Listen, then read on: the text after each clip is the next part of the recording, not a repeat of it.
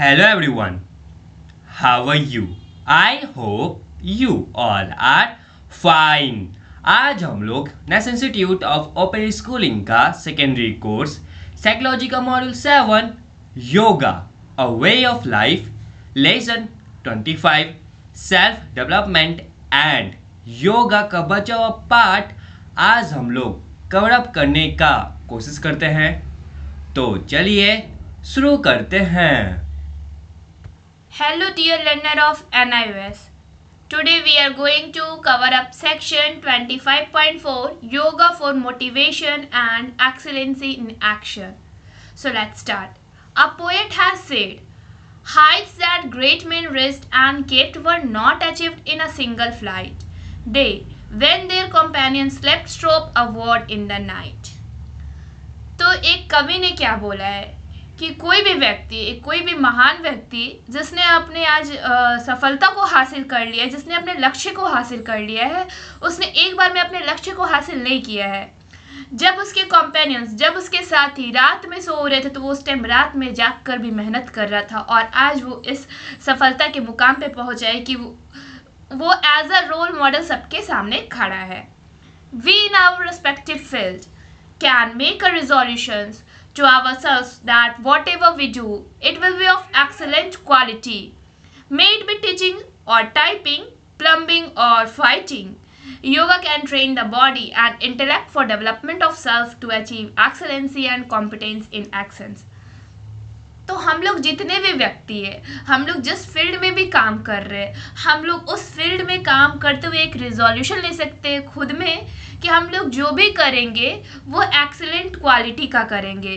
अगर हम लोग टीचिंग के फील्ड में है तो हम लोग अगर टीचिंग भी करेंगे तो एक्सीलेंट क्वालिटी से करेंगे। अगर हम लोग टाइप भी कर रहे हैं तो भी वो एक्सीलेंट क्वालिटी का होगा। या फिर हम लोग कोई भी ऑक्यूपेशन हमारा है या फिर हम लोग किसी भी फील्ड में, प्लम्बिंग, फाइटिंग, जिस फील्ड में भी है, हम लोग वहाँ पे अपना बेस्ट देंगे। और योगा एक मात्र ऐसा साधन है जो हमारे बॉडी और इंटेलेक्ट को ट्रेन करता है और हमारे सेल्फ को डेवलपमेंट करता है ताकि हम अचीव करें किसी भी बेस्ट चीज़ को अपने एक्शन के द्वारा, एक्सीलेंस उसमें हम लोग बन जाए। One of the definitions of yoga given in Gita is yoga कर्मशु कौशलम। Yoga is excellency in action. Excellency in action does not come without motivation. तो यहाँ पे हम लोग गीता में एक योगा का डेफिनेशन दिया हुआ है, योगा कर्मसु कौशलम। इसका अर्थ हुआ कि योग जो हम लोग करते हैं वो हमारे कौशल को, जो हम लोग काम करते हैं उसको वो बहुत ही बेहतर तरीके से हम लोग से करवाता है। अगर हम लोग योग करते हैं, फॉर एग्जांपल अगर हम लोग योग करते हैं, ठीक है, तो हम लोग जिस फील्ड में भी वर्क करेंगे वो हम लोग का एक्सेलेंट क्वालिटी वाला होगा, हम लोग उसमें अपना बेस्ट दे पाएंगे। और ऐसे व्यक्ति जो रेगुलरली योगा करते हैं वो बीमारी से भी मुक्त रहते हैं। और ये जो हम लोग जो भी एक्शन एक्सेलेंस देते हैं, बहुत ही अच्छा एक्शन हम लोग परफॉर्म करते हैं, ये बिना मोटिवेशन के मुमकिन नहीं है। Why do we work? There are two reasons. One is visible, you work because you get money. The second is invisible, you work because you enjoy work. It increases your self-respect. People appreciate you.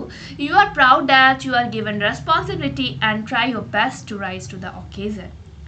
तो हम लोग जितने भी व्यक्ति है, जितने भी human beings है, वो काम क्यों करते हैं? उसके दो कारण आपके बुक में दिए गए। एक जो कारण है वो विजिबल है, वो कारण दिखता है। कारण क्या है कि आप जब काम करते हो तो उसके बदले में आपको अर्निंग होती है, आपको मनी मिलता है। और जो दूसरा कारण आपके बुक में लिखा गया है वो इनविजिबल है। इट मीन्स जो आप काम करते हो उस काम को आप एंजॉय भी करते हो। जिस काम को आप एंजॉय करते हो उसमें आपको सेल्फ रेस्पेक्ट भी मिलता है और जो दूसरे व्यक्ति है वो आपको अप्रिसिएट भी करते हैं और आपको प्राउड फील भी होता है कि आपको एक रिस्पॉन्सिबिलिटी दिया गया और आप उस ओकेज़न पे अपने बेस्ट को देने का ट्राई करते हैं। कि मान लीजिए फॉर एग्जांपल, ठीक है, इसे एक एग्जांपल के द्वारा समझते हैं। फॉर एग्जांपल हम लोग देखते हैं कि एक क्लासरूम है और वहाँ पे 60 to 65 स्टूडेंट्स हैं। अब उसमें से किसी एक ही स्टूडेंट को टीचर क्या करेंगे, उस क्लास का कैप्टन या मॉनिटर बनाएंगे और वही जो है बच्चा, उसको रिस्पॉन्सिबिलिटी दिया जाएगा क्लास को संभालने का। तो क्या जो बच्चा मॉनिटर या कैप्टन बनाया गया है, तो क्या उसको उसमें मज़ा नहीं आएगा? क्या वो अपने काम को एंजॉय नहीं करेगा? क्या उसको प्राउड फील नहीं होगा? बिल्कुल होगा। तो यही जो एग्जाम्पल है, छोटा सा एग्जाम्पल, इसी तरह का आपके लाइफ में भी देखने को मिलता है। When we read the life stories of great men and women, we realize that they kept a lofty goal as the pole star of their life and strove hard to reach it. They had no place for laziness in their life. They could not afford to get entangled in clumsy and demanding relationships. With singleness of purpose, they ultimately achieved their goal. This is yoga. This harnesses all your energies in a particular direction, keeping your instruments, that is body, mind and intellect, ready and sharp for the work undertaken. Great men see great dreams and make great effort to realize them. तो हम लोग जब कभी भी किसी महान पुरुष या महिला के जीवन के बारे में, उनके स्टोरीज के बारे में पढ़ते हैं, तो हम लोगों को क्या रियलाइज़ होता है कि ऐसे जो व्यक्ति है उनके जीवन में एक बहुत ही बड़ा एक क्लियर गोल होता है, जिसमें कोई भी बादल नहीं छाए हुए। फॉर एग्जाम्पल, उन्होंने जो गोल सेट किया हुआ रहता है वो पोल स्टार के जैसा चमकता है। जैसे हम लोग के देखते हैं रात में एक ध्रुव तारा को, पोल स्टार को, तो वो किस प्रकार से चमकता है, उसी प्रकार से जो ग्रेट मैन या विमेन होते हैं, जो अपने लाइफ में सक्सेसफुल होते हैं, वो अपने गोल को as a pole star set करते हैं और उसके लिए हार्ड वर्क करते हैं। उनका जो गोल है वो बिल्कुल एक ध्रुव तारा की तरह चमकते रहता है और वो क्लियर और विजिबल होता है कि हमें ये जो लक्ष्य है उसे हासिल करना ही है। और उनके जीवन में कोई भी लेजीनेस नहीं होता है कि हाँ वो बहुत ज़्यादा आलसी है, ऐसा कुछ नहीं होता है। वो अपने गोल के प्रति बहुत ज़्यादा ईमानदार होते हैं और उसको पाने के लिए बहुत ज़्यादा मेहनत भी करते हैं। और वो डिमांडिंग रिलेशनशिप्स में नहीं रहते, या फिर उनकी जो लाइफ का उद्देश्य होता है सिर्फ एक ही होता है कि वो किस तरह से अपने गोल को अचीव करे। और ये योगा है जो आपके सारे एनर्जी को हार्नेस करता है एक पार्टिकुलर डायरेक्शन में। जिस डायरेक्शन में आपका गोल है, आप उसी डायरेक्शन में with the help of yoga आगे बढ़ सकते हो। आपका जो इंस्ट्रूमेंट्स है जैसे कि बॉडी, माइंड और इंटेलेक्ट, इसे हमेशा रेडी होना चाहिए और शार्प होना चाहिए। और जो महान व्यक्ति होते हैं वो बहुत बड़े बड़े स्वप्न देखते हैं और उस स्वप्न को साकार करने के लिए वो बहुत कड़ी मेहनत भी करते हैं। Now here is in text questions 25.4. Try to solve these questions. Now students, we are going to cover up section 25.5, Patanjali on mind, its nature, functions and states. So let's start. Yoga was compiled in a concise form by sage Patanjali. This compilation is called Yoga Sutra. It tells us about the nature of human mind and its functions. It analyzes the causes of turbulence and suggests the way of overcoming them. It enlightens us on how to reach the state of oneness with energy or supreme consciousness that pervades the entire universe. According to Yoga Sutra, mind comprises of 4 faculties, namely Manas, Buddhi, Ahankar and Chitta. These are called Antahkaran. Manas or mind makes Sankalp, I will do this, and Vikalp, what if this does not work. Buddhi or intellect makes decision in the light of previous knowledge and wisdom. Ahankar or ego is the center around which all emotions, memories and thoughts are organized. Chit is that consciousness on which the waves and ripples of various reactions are generated. Vikalp and Chit or consciousness is seen as the birthplace of all mental reactions. तो योगा के बारे में जब हम लोग बात कर रहे हैं तो पतंजलि जो सेज है, एक ऋषि है, उनके बारे में हम लोग कैसे भूल सकते हैं। ये जो कॉम्पाइलेशन है इसे हम लोग बोलते हैं योग सूत्र। और जो योग सूत्र है वो क्या बताता है, ह्यूमन के माइंड और उसके फंक्शंस के नेचर के बारे में बताता है।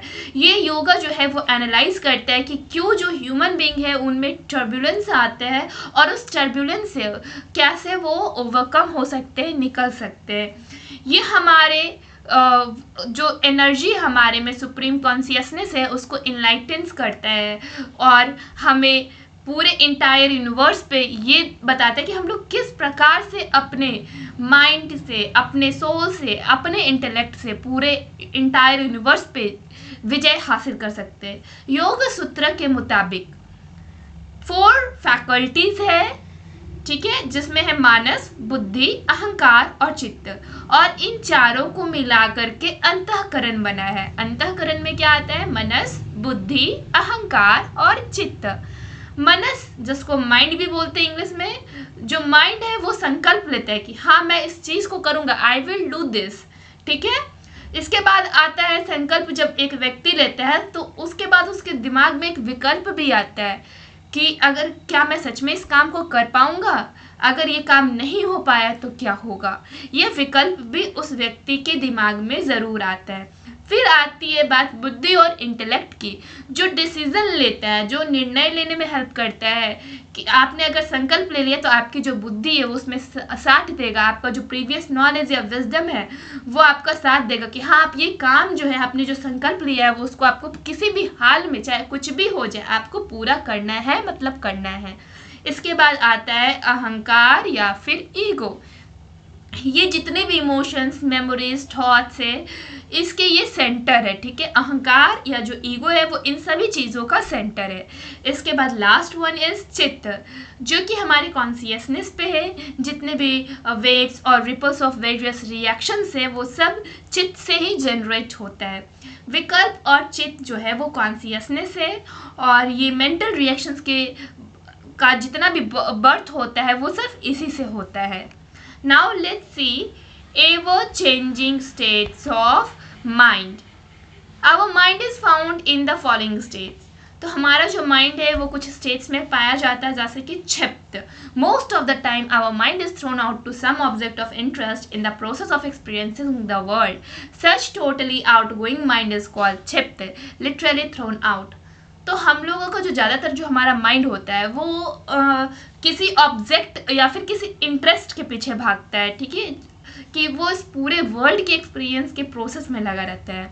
और ऐसा जो माइंड है उसको हम लोग बोलते हैं कि हमारे मतलब कि हमारा जो माइंड है वो आउटगोइंग है, क्षिप्त है। इसको हम लोग बोलते हैं कि लिटरली ये थ्रोन आउट है। हमारा जो माइंड है हमारे पास ना होकर के बाहर की दुनिया में सैर पे निकला है। द सेकेंड वन इज विक्षिप्त। Our consciousness or awareness sometimes goes outward and with effort it turns inside, but again it goes out. So in विक्षिप्त state our mind plays in and out.